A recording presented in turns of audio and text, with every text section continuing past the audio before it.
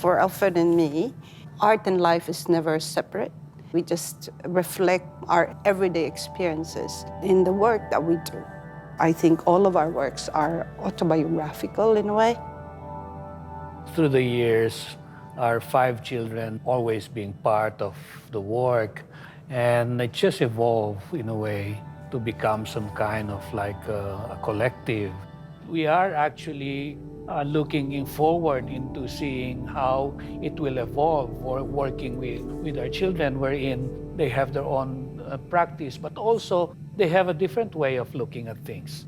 And I think that's for us very exciting. I think this exhibition was probably trying to find ways also to connect to each other. We have the plane, the airplane, we have the boat, and we have the wardrobe, which talk about home, which probably talk about journeys as well.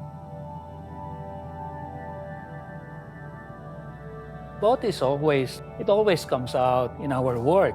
Probably because, we're from the Philippines, wherein we have 7,171 islands, But it also signifies about that idea of us being migrant and being dislocated, and talks about the idea of settlement and so on. For example, in this case, we have this inverted boat. The first settler arrive in an island, the first thing they do is invert their boat, and that becomes their roof.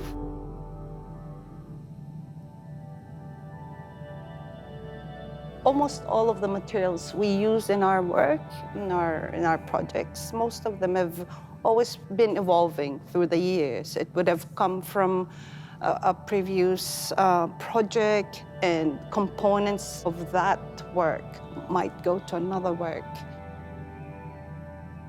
We've been using cardboard for many years already, with that idea that using used cardboard have a history of travel already. So it has that story already that comes with it, because probably it came from somewhere else. We have another piece which is actually being worked on by one of our daughter, which is native Australian flowers.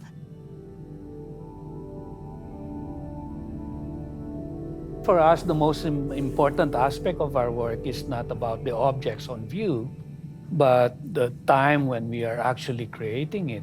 And most especially when we work with community, I think, like in this case, the airplane is actually started as a workshop with children, wherein we ask them to create their own little houses. Each and every piece that the kids make, I think a narrative comes with it. And when you put them all together, I think you create some kind of imagined community. The whole work, it's going to be an invitation for everyone.